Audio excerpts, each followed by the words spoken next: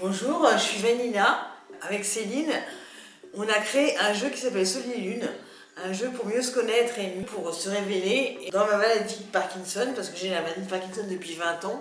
Donc pour mieux en parler, j'ai décidé de regarder dans Solilune s'il n'y avait pas une carte qui rentrait en écho avec la maladie de Parkinson et les symptômes. Et j'ai trouvé la carte de la motivée.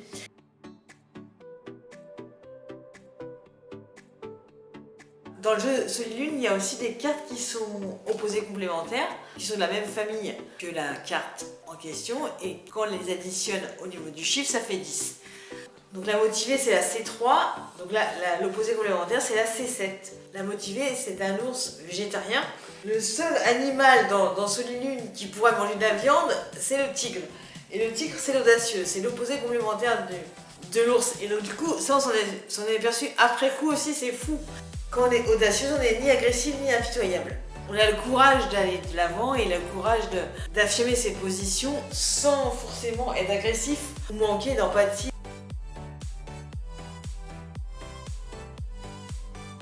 Ce que la carte audacieuse, l'opposé complémentaire de la motivée, apporte à cette carte, c'est qu'elle donne le courage d'affronter la réalité, d'affronter les baisses de forme au cours de la journée en fonction de la prise de médicaments, de gérer aussi ces phases euphoriques et ces phases apathiques où on pourrait croire qu'on est un peu schizophrène, parce qu'un coup ça va pas dans la même journée, à 2 heures d'intervalle.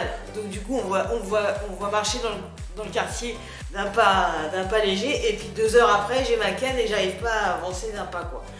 Donc ça fait un peu bizarroïde pour les gens qui nous voient. Et la carte de l'audacieuse, elle aide la motiver à garder la tête haute, à continuer à être dans la vie malgré l'adversité. Donc du coup, quand on perd ce courage et cette audace, on est impitoyable, on n'a plus d'empathie pour les autres, on détruit la vie quand on est impitoyable. On n'est plus dans cet équilibre recherché pour être en bonne santé.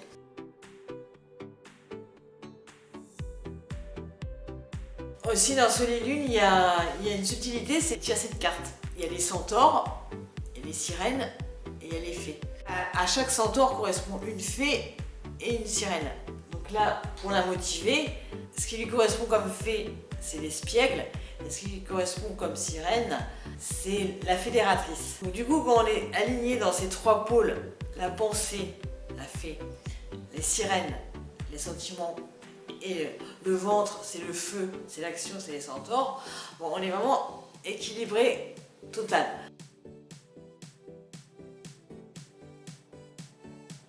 Du coup, comment ça me parle dans mon Parkinson, c'est que la fédératrice, elle est importante pour moi parce que du coup, dans le cœur, c'est essayer de s'entourer de personnes bienveillantes et de s'entourer de personnes qui peuvent nous soutenir, qui nous aiment. Fédérer, c'est ramener autour de soi des gens autour d'une passion commune, pouvoir passer des bons moments. Et donc ça me fait penser au fait que j'organisais des voyages en Égypte pour nager avec les dauphins, en Inde aussi pour faire des cures et tout ça. Donc, du coup, le fait de se fédérer autour d'un même projet, c'est très important parce qu'on se sent moins seul et on se sent moins malade. Donc, du coup, ça, c'est la carte qui va avec la carte de la motivée. C'est la sirène fédératrice, la pieuvre, en fait, qui a plusieurs bras et qui fait plusieurs choses à la fois. Parce que moi, pour gérer mon Parkinson, j'ai besoin de m'occuper et de voir du monde pour créer de l'ocytocine. L'ocytocine, c'est l'hormone de l'attachement. Quand on manque de dopamine, on manque aussi d'ocytocine. Du coup, quand on se rapproche de personnes qui ont les mêmes intérêts que nous et qu'on est fédérés, en tout cas moi j'essaye d'appartenir à plusieurs clubs différents, comme ça je vois du monde et je me sens moins mal dans ma peau, parce que rester tout seul chez soi quand on a Parkinson et voir jamais du monde, c'est mortel et ça accélère la maladie quoi. Quand on n'a plus d'activité physique et sociale, on sombre et donc on n'est pas bien, on n'est plus dans l'équilibre, donc on tombe malade.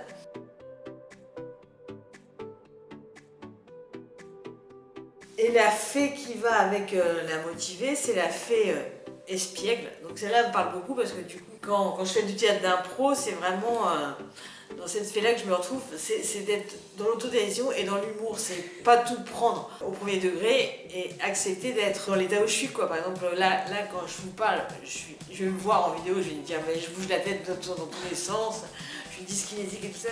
Mais en tout cas, j'ose faire la vidéo Parce que je me dis, bah, c'est pas ça qui intéresse les gens, c'est pas de voir que je bouge la tête ou pas, pour dédramatiser, parce que du coup, moi je veux pas qu'on rigole de moi, je veux pas qu'on se moque de moi, mais moi j'ai le droit de me moquer de moi.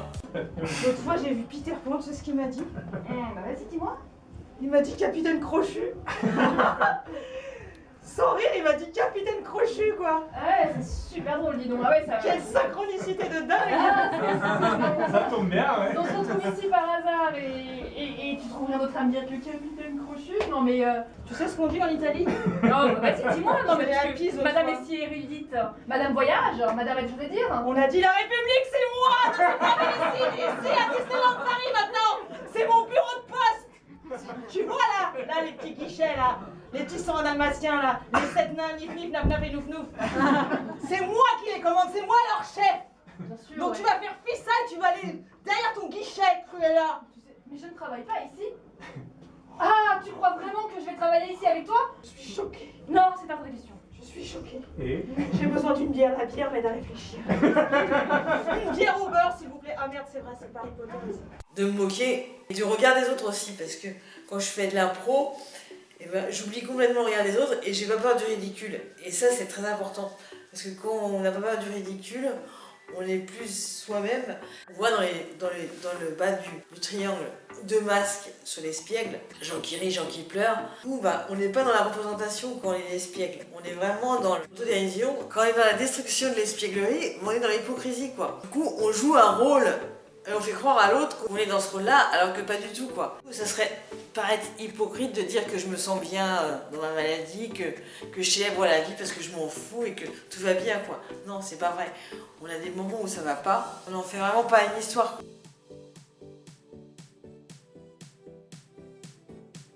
Donc ce qui me permet d'affronter la maladie, c'est ça. C'est de garder ma motivation intacte, d'être vraiment dans l'équilibre et pas basculer dans l'apathie ou dans l'euphorie. Et de fédérer autour de moi des gens qui sont bienveillants et qui sont vraiment dans une dynamique positive. Pas me plaindre et d'être aussi dans l'espièglerie, dans le détachement et pas dans la dramaturgie. Oh, je suis malade, c'est horrible.